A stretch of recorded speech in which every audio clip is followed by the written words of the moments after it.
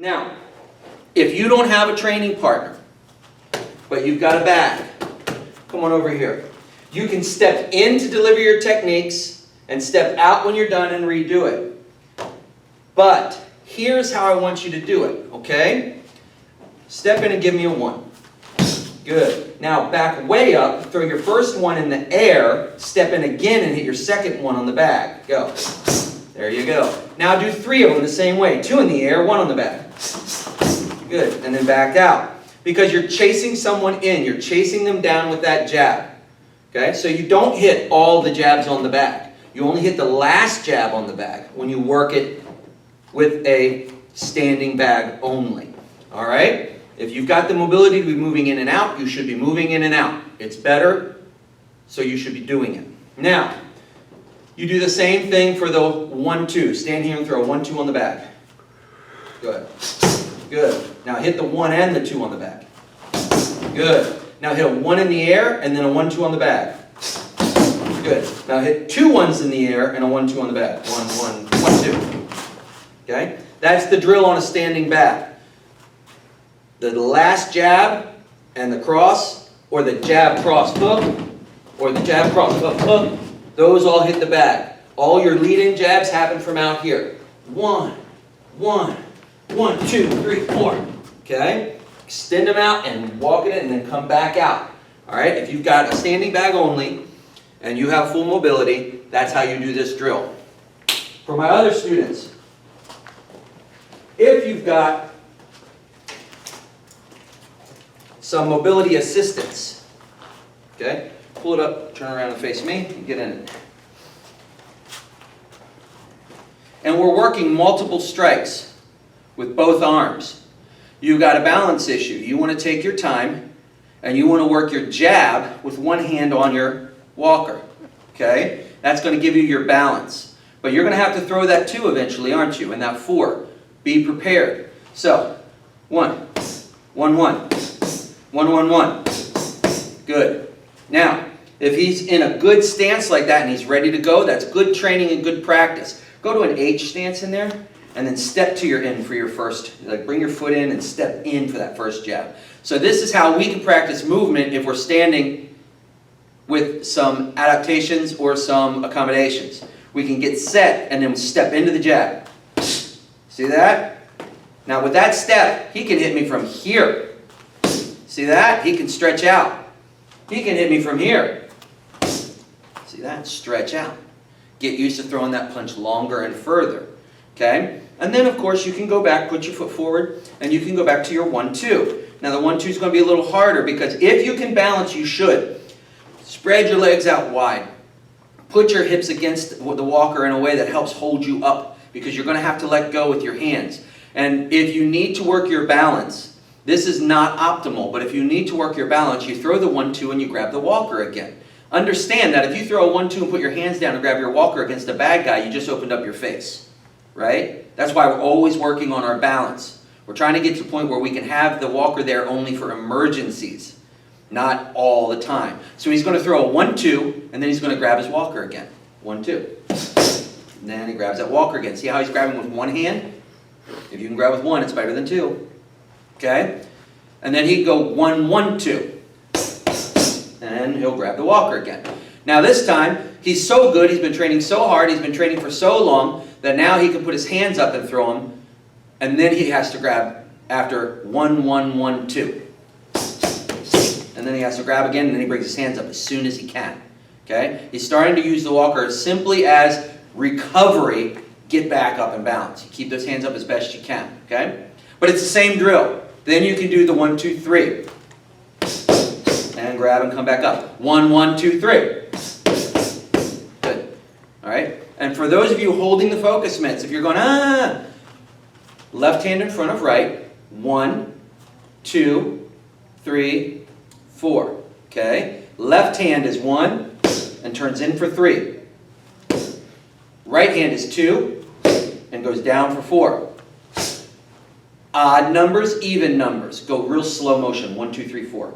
1, 2, turn, 3, drop, 4. Okay? 1, 2, 3, 4. Okay? Left, right, left, right, left, right. Okay? left, right, left, right. Okay?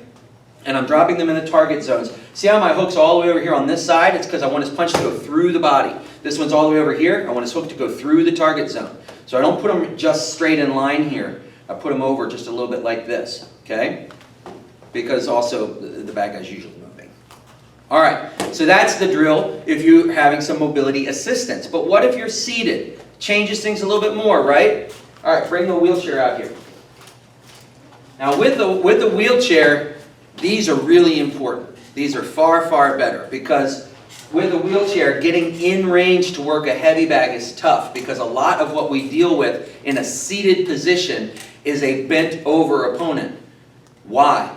Because it's hard for me to hit him from here where he can't hit me. I'm going to come in and I'm going to lean forward to hit him because it's natural and I don't train against people seated all the time. I'm just a bad guy and I've decided to hurt you. I didn't take classes on how to mug people who are seated, right? So I'm not going to stand up here and think about all this stuff. So I'm coming in and coming down. So focus mitts are really nice. And it's the exact same drill. Get your hands up, right? Use your elbows back and forth. I really love it. Throw a jab in and do the cover elbow. See how his elbow comes in? Now just let it all be one circle. Boom, boom, boom, right? Punch, cover, back. And then back. Right? Punch, cover, back. Good. See? And he just boom, boom, down. Because he's punching and covering and then coming back down to protect his ribs. But you see how, because you're seated, this protection of the ribs is actually quite low. I have to get low to work your lower body. I'm much more likely to be punching down up here. So covering elbows and hands up here and moving around is a better idea in general. So working this drill, we're still thinking about the jab. Jab. Jab, jab. Jab, jab, jab. That's one. We're doing 20 of them. Jab. Jab, jab. Good. Jab, jab, jab. See how he's jabbing, coming back, jabbing, covering elbow, right? Can't cover elbow every time. It slows you down too much. Jab, cover, down, jab, cover, down, jab, cover, down. You can just go jab, jab, jab, cover, down. And that's what he's doing, okay? Then we do 20 of those, and then we go to the jab cross. Good. Jab, jab, cross. Good. Jab, jab, jab, cross. Good. And that cross turns into the cover. The last punch turns into the cover.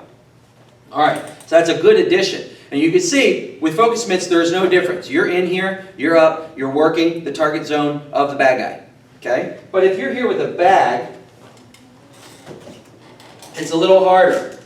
You've got to get up close, and you've got to lean forward, be strong, but you can still do it. And in fact, thank you, Samaza, you did exactly what I was going to tell you to do without me telling you. I wanted in the wheel right up onto the base. See this? Too close. Watch how jammed he is, right? His elbow's not even straight. You can hit from further away than you think, but look where he's punching. That's a gut punch. Punch up to his head. There is exactly the right distance. You see how he's moving and he's leaning forward and his arms are fully extended? Your bad guy has to be right on you if you're punching up high. Because from the seated position, you're punching up an angle. Okay? So if you want to work head height, you've got to come up here. If you want to work your head height, you should actually back off a little bit. And this should tell you a very key lesson about self-defense, by the way. You can hit the guy lower first. Okay? You can reach his midsection and groin before you can reach his head. If you do reach his groin, you're going to be able to reach his head. Okay? Now, obviously, we're just talking about a drill here, but you always want to keep the practical in mind. Okay? So if you want to punch high, you've got to get right up on your base. And if you want to punch regular, you've got to back up a little bit. Don't jam yourself. Make sure you're working proper range and you're learning how far away you can be and still hit with that cross. Doesn't do any good to hit a cross here. I don't want to fight somebody this close together. It's bad. It's bad range. I want to be fighting from way out here. Okay? So you want to practice your range is very, very important, especially in a seated position. Range is very important because for people who might be standing and sitting and walker and wheelchair and doing them both, your ranges will be very different. So you have to practice both. If you're a fully mobile student, you do sit down, don't you? So you might be attacked while sitting down one day.